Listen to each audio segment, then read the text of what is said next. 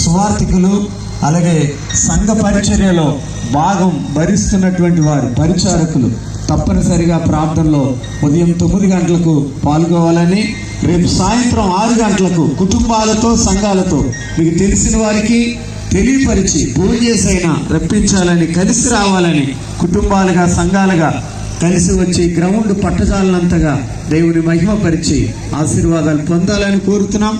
Faith church దగ్గర భోజనాలు ఏర్పాటు చేస్తున్నాము. దయచేసి ఎవరు భోజనం చేయకుండా వెళ్ళొద్దు. అందరూ కూడా కొంచెం క్రమంగా వెళ్ళి భోజనాలు చేయాలని కోరుతున్నాం. క్వైర్ వారు త్వరగా వెళ్ళండి. క్వైర్ వారు అలాగే ఫెయిత్ చర్చ్ యూత్ వారు పరిగెత్తాలి స్పీడ్గా. ఇది చెప్పకముందే వెళ్ళిపోవాలి. మీ డ్యూటీ మీరు చూసుకోవాలి.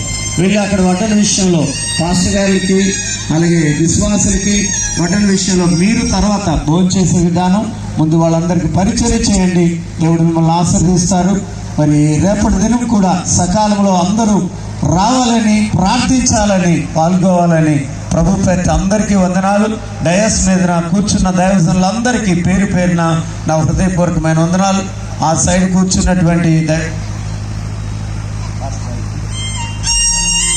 పాస్ గారు అందరూ ఈ దగ్గరలోనే రాజమండ్రి గారి ఇంటి దగ్గర భోజనాలు ఏర్పాటు చేశారు. ఈ పక్కనే లెఫ్ట్ సైడ్ అక్కడికి వెళ్ళండి. దైవజనులు, విశ్వాసులు, మరి సంఘ బిడ్డలందరూ కూడా ఫెయిత్ చర్చ్ దగ్గరికి వెళ్ళి భోజనాలు చేయాలని కోరుతున్నాం.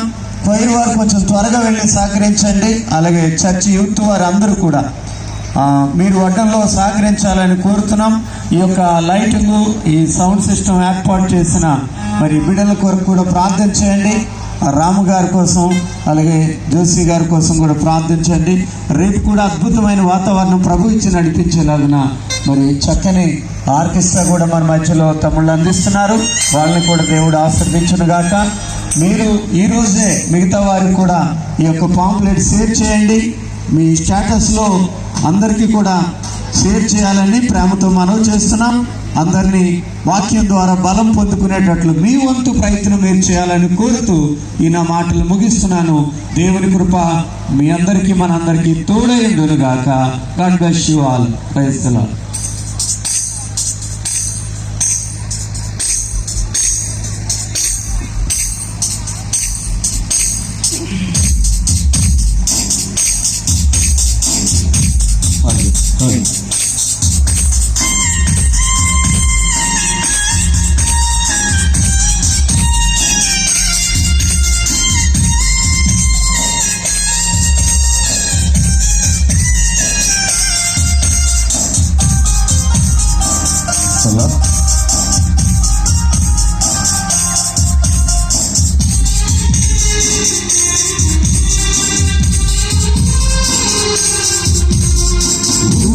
కందని